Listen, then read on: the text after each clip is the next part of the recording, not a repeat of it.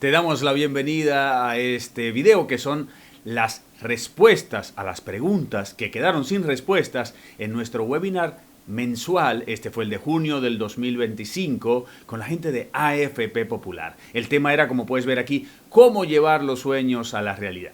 Me acompaña en voz en off Rodali Santana, que también trabaja conmigo, no solamente como voz en off, sino en las consultorías y en las charlas de finanzas personales con toda su experiencia. Rodali, bienvenida. Muchísimas gracias, Diego, una vez más para poder ponerle voz a las preguntas de nuestros participantes. Y de una vez empezamos con la primera. Dice Wilson, con relación a invertir en un fondo mutuo de inversión, creo que le llaman AFI también, ¿qué riesgo existe en este tipo de inversión? ¿Es la totalidad que tiene el riesgo o solo una proporción? ¿El riesgo es tanto de capital como de lo generado? Bueno, entendamos, estos son fondos mutuos. En la República Dominicana los manejan las AFI, administradoras de fondos de inversión. Todo el dinero de los inversionistas se pone ahí y ellos lo invierten de acuerdo al mandato de los inversionistas. O sea, ya está estipulado que eso va a ser en bonos del Estado, o va a ser en certificados financieros, o en inmuebles, dependiendo de lo que ellos hayan anunciado que van a hacer. Entonces, el riesgo de esto, dice, de su totalidad, bueno, depende la AFI. En principio son entes regulados y no deberían tener ningún tipo de problemas, pero la AFI pudiese quebrar y naturalmente entonces viene, ellos no son los que tienen el dinero, simplemente ellos supuestamente, digo supuestamente porque, están regulados. Ellos han hecho las inversiones y esas inversiones existen. Tendría que venir un regulador y entonces hacer todo. El riesgo de que se pierda todo, yo creo que es ínfimo. Depende, o sea, lo que es una AFI, en los fondos, en los ETF, depende el ETF que tú, es un fondo mutuo, depende el ETF que tú estás arriesgando, vamos a decir. Entonces, de lo generado que se pierda algo, bueno, siempre se puede perder o ganar. Son fondos que al ser flexibles, al ser renta variable, puede ser que suban o puede ser que bajen. En lo general, depende, pueden subir, por ejemplo, si fueran certificados financieros, en principio deberán subir, pero cuando se hace en bonos, en algún momento, si se vende el bono, puede ser que haya un retroceso, una pérdida, se realice la pérdida, etcétera.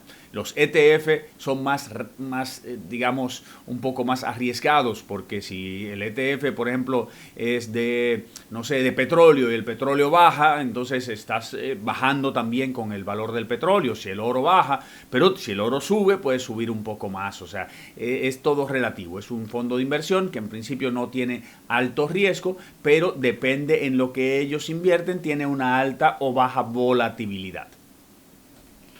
Y de inmediato pasamos también a la segunda pregunta que hace el participante Joan. Dice, tengo un dilema con el plan para adquirir un apartamento.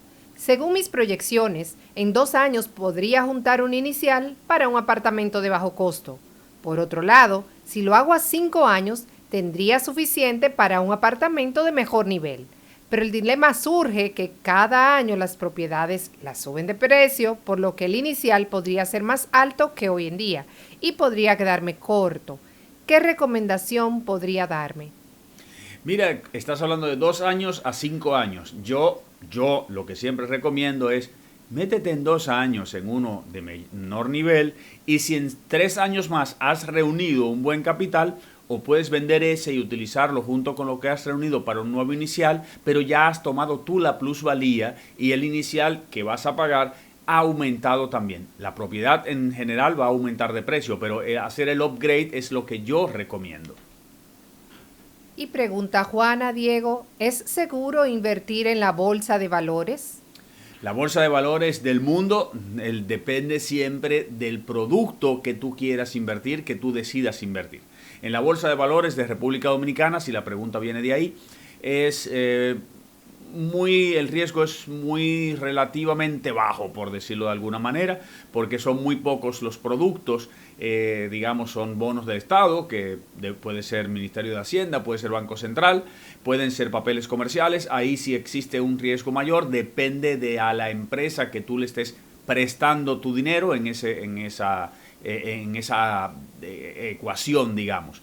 Y ¿qué más tenemos ahí? Tenemos los bonos de Estados y la acción, la única acción que hay en el momento, depende de la empresa y va a depender de esa empresa. El riesgo es relativo a la baja, pero si tú quieres probar un poco, mejor métete en ETFs, en AFI, administradora de fondo de inversión, y de esa manera puedes ir probando y luego decidir, cuando sepas un poco más, decidir entonces qué hacer. No sé si tienes algo que agregar, Rodali, tú que conoces muy bien esa área. Me gustó mucho tu aseveración final porque uno como que va escalando, yo siento, Diego. Primero puse una cuenta de ahorro, luego hice un certificado financiero, después fui a la AFI, después entonces voy a Bolsa de Valores. Como que uno va aprendiendo y es interesantísimo ir pasando a sí mismo de instrumentos más complejos. Nuestra participante Cindy dice, ¿cuál es su recomendación para los préstamos hipotecarios? No sé a qué se refiere con recomendación. Mi primera recomendación es que se puedan hacer abonos. No me preocuparía mucho por el primer, segundo, tercer año, pero ya a partir del tercer o cuarto año sí yo pudiera hacer abonos. Estaría yo viendo cuáles son las condiciones, comparar condición con condición. Por ejemplo, préstamo con tasa fija a 5 años. Con préstamo a tasa fija a 5 años. Hay personas que dicen, la tasa es en tal banco tal y en tal institución financiera tal. Bueno, pero tal vez no estás comparando lo mismo con lo mismo. Mismo que te digan, tú no puedes hacer abonos hasta después de 5 años, ya el producto es diferente. Por lo tanto, tal vez una tasa más baja no te conviene si tú quieres hacer abonos ya después del tercer año. Yo haría una tabla y pondría las condiciones que me ofrecen y entonces compararía lo más adecuado, lo más similar con lo más similar para entonces poder decidir. La participante siguiente, Karina, dice, tengo deudas de 320,000 pesos y 250,000 pesos. ¿Qué me recomienda hacer? Me imagino que tiene que ver en cuanto a la consolidación de deudas que tú estuviste hablando en el webinar. Ok, si es consolidación de deuda, es buscar una institución financiera que te preste esa suma 670,000 pesos dominicanos. Estamos hablando de poco más de 10,000 dólares. 570,000 pesos, poco menos de 10,000 dólares. Buscar una institución financiera que te pueda prestar a más baja tasa de la que tienen las dos. Si las tasas no son tan bajas, lo que te van a ofrecer, entonces no tiene sentido. Yo atacaría primero la que me esté costando más. Insisto, con esto es importante, lo vimos mucho en la parte de cómo pagar las deudas, es cómo salir de las deudas en el webinar, es que tenemos uno mensual, por favor no te lo pierdas, y hay muchas preguntas de esas en el canal de YouTube, de tal manera que puedes ir y tal vez hay algo ahí que te pueda servir. Entonces, lo que yo diría es buscar la tabla de amortización y decir cuál me está generando más intereses. Uno diría, no, la más alta genera más intereses. No, porque si la más alta es a 10 años y la más baja es simplemente digamos, a un año, entonces la más baja está generando intereses más altos. Eso hay que verlo, la tabla de amortización, y trataría de abonarle lo más rápido posible a esa que me está generando más intereses para ir saliendo de eso primero. No creo en la bola de nieve porque esa bola de nieve puede llevarme a estar pagando la que tiene más la que aporto más capital y no la que aporto más interés. Y eso es lo que yo trato de reducir, la que aporto más interés para que el interés que pague sea lo mínimo posible el mes siguiente. La siguiente pregunta la hace Gladys y dice, ¿cuál es el % de ahorro que se recomienda? Tengo 40 años.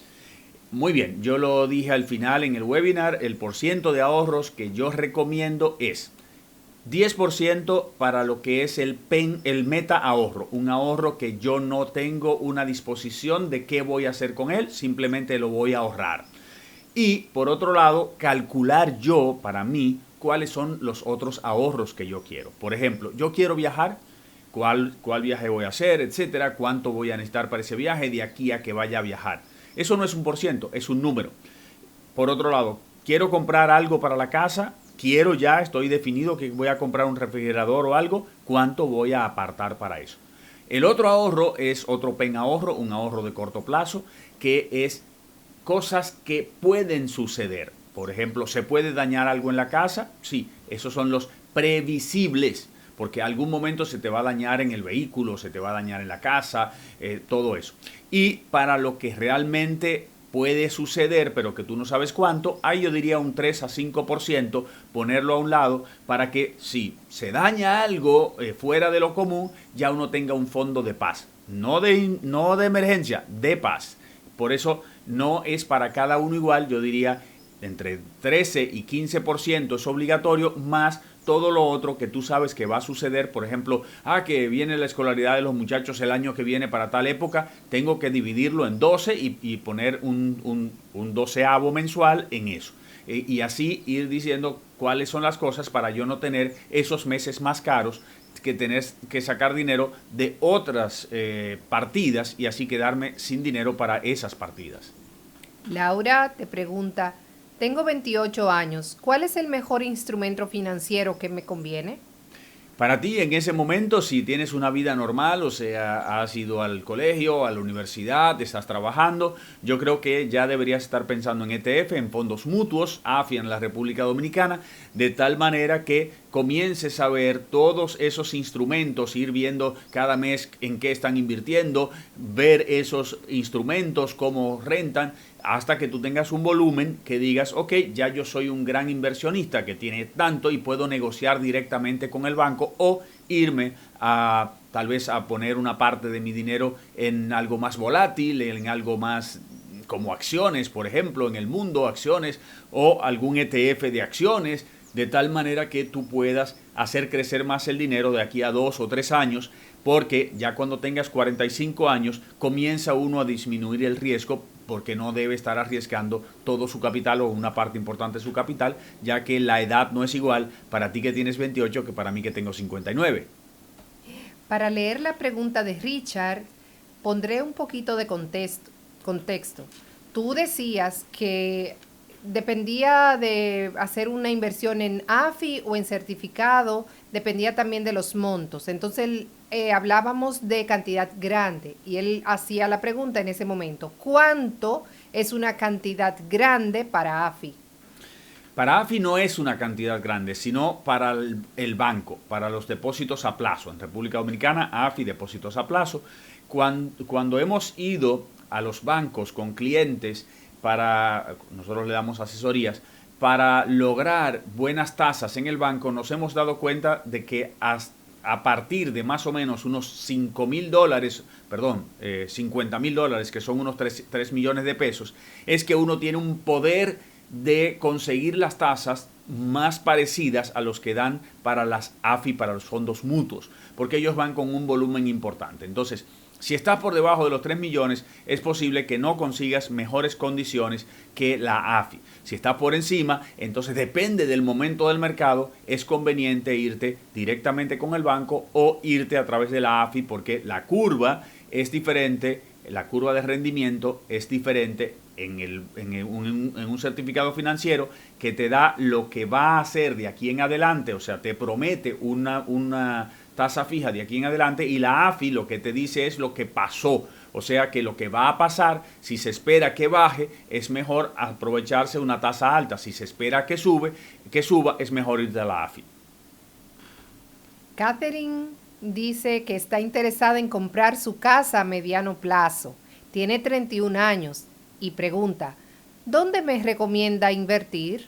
Me imagino que el patrimonio que ya tienes lo quieres invertir, depende de la cantidad que tengas. Si ves la pregunta anterior y es en República Dominicana, depende la cantidad que tengas. Entonces, fondos mutuos sería lo principal, y si ya estás en una espera o se espera que vayan a bajar los fondos mutuos, el rendimiento, entonces pasarte a un certificado financiero o un depósito a plazo, de tal manera que te asegures una tasa por el siguiente tiempo hasta que llegue el momento de tú invertir en tu casa propia. No sé si tienes algo que adicionar, Rodali, con relación a esto. Quiero comentarle a Catherine que en una AFI, como hay varios productos que son abiertos y que le permiten hacer depósitos constantemente, y ella está ahorrando para comprar su casa a mediano plazo, tiene la oportunidad de en el mismo instrumento financiero ir aumentándolo. Así que es súper interesante esa recomendación que le das, que piense por ese lado. hacer aportes extra. Cada vez que ahorres algo, no tienes que esperar para abrir otro certificado, sino que lo vas poniendo en ese producto de AFI. La pregunta de Nellybel dice, tengo 33 años, en base al plan que me corresponde, por así decirlo, ¿puedo elegir otro plan porque me siento como principiante? Nota, he realizado un plan según el ejemplo, pero no logro darle seguimiento. Perfecto, creo que esto se refiere a una tabla que yo puse, que depende de la edad de uno. Uno tiene que tener un plan específico de muchas cosas. Si no fuiste al webinar, entonces te recomiendo que vayas a los webinars de nosotros una vez al mes. Siguen por las redes, Diego Sosa Sosa, y vas a tener la invitación. Entonces, sí, es lo que tú dices en el nivel. Si tú estás en una edad que dices 33 años, pero tu experiencia y todo lo demás no te da para lograr eso que yo digo ahí, que uno debería estar, lo que uno hace es, se va al anterior, hace digamos el paso anterior para luego acelerar al siguiente paso, porque como tú dices hay que darle seguimiento, hay que hacerlo, porque de nada vale decir estoy aquí pero no tengo el capital, no tengo el patrimonio, no tengo los conocimientos. Mejor hacer el anterior y luego dar el paso bien dado. Bueno, creo que hasta aquí es la última pregunta de este primer video. Viene el segundo video, no te lo pierdas. Vamos a estar haciendo una continuación porque fueron muchas las preguntas que se quedaron sin respuestas. Nos vemos en el siguiente video de respuestas a las preguntas sobre cómo lograr mis sueños.